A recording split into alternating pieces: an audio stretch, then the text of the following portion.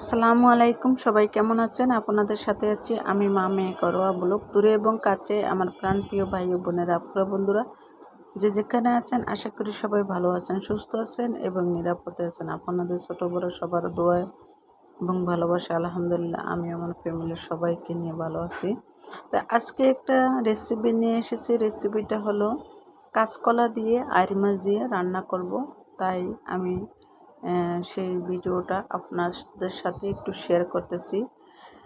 তাই কাঁচকলা আইড় মাছের সাথে ধনিয়া পাতাও আছে। ধনিয়া পাতা না হলে মজা হয় না।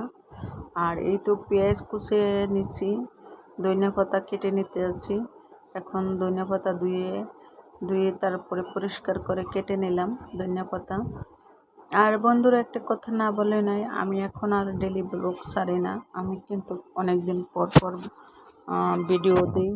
তাই দয়া করে সবাই ভিডিওটা দেখার চেষ্টা করবেন, কেউ স্কিপ করবেন না। আর ভিডিও যে দেই, ভিডিও বেশি বড় ভিডিও দেই না, ছোট্ট একটা ভিডিও দেই, তাও যদি স্কিপ করে তাহলে আসলে ভালো লাগলো না।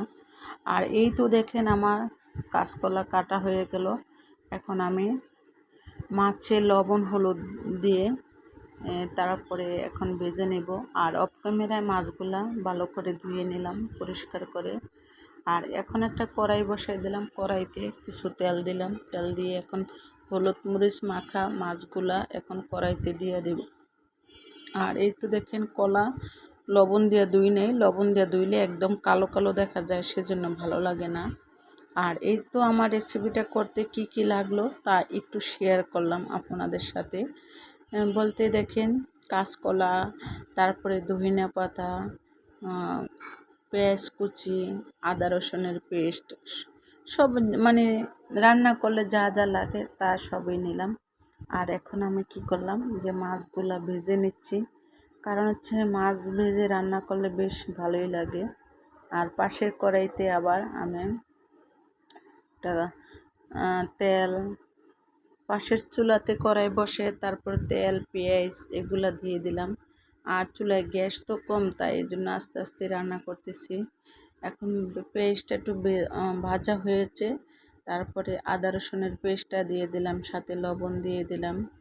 তাই আমার বন্ধুদের কমেন্ট পেয়ে আমি আসলে অনেকটা উৎসাহিত। তাই আমি আশা করি আমার বন্ধুরা ভালো ভালো কমেন্ট করবেন। আপনাদের কমেন্টের উৎসাহিত যে আমি আরও ভিডিও ছাড়তে পারি, বাট আমার যে মন আসে যে আমি আরও ভিডিও দিব, তার জন্য মাঝে মাঝে মানে এমনটা মন চায়, মনে হয় যে একদম ইউটিউব ছেড়ে দেই, যেই ডলার জমে আর যে ভিউ হয়, তাই ভিউ দেখলে মাথা খারাপ লাগে। এত ভিউ কম হলে কি চলে বলেন তো? একটু আপনারা যদি পাশে থেকে যদি সাপোর্ট করতেন, অবশ্যই যে আমার ভিডিওটা আরও ভিউ বাড়তো। আমার মনে হয় বন্ধুরা সবাই আমাকে ভুলে গেছেন। আমার যেই পরিমাণ বন্ধু, তাই সেই পরিমাণ যদি বন্ধুরা আমাকে 4 ভাগের 1 ভাগও যদি দেখতেন, আমারে সাপোর্ট করতেন, তাহলে আমি আরও অনেক দূরে এগিয়ে যেতে পারতাম। তাতে কোনোটা ভুল ছিল না। কিন্তু এখন কি করব, যাই হোক বন্ধুরা, যতজন আসেন ততজনের জন্যই আমার দোয়া এবং ভালোবাসা রইল যে যারা যারা সাপোর্ট করেন তাদের জন্য দোয়া এবং ভালোবাসা রইল।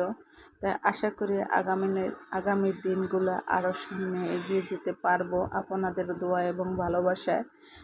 আপনাদের দোয়া থাকলে, ইচ্ছা থাকলে দোয়া হবে, দোয়া থাকলে সামনে এগিয়ে যেতে পারবো। আর এই তো দেখেন আমার মাছ ভাজা শেষ, কিন্তু তরকারি কষানো শেষ। তারপরে আমি কি করলাম যে পানি দিয়ে দিলাম, পানি দিয়ে মাছটাও দিয়ে দিলাম। আর মাছটা যেহেতু ওই আগে কষায় নিয়ে তার জন্য একটু আগে বাকি দিয়ে দিই, তাহলে একটু বেশ ভালোই হবে। তাই এই তো অলরেডি আমার রান্নাটা হয়েই গেছে, দেখতেই পাচ্ছেন যে রান্নাটা হয়েছে, কালারটা কত সুন্দর আসছে। তাই বন্ধুরা, যে যদি আপনাদের কাছে আমার ভিডিওটা ভালো লাগে, লাইক কমেন্ট শেয়ার করতে ভুলে যাবেন না। আল্লাহ হাফেজ।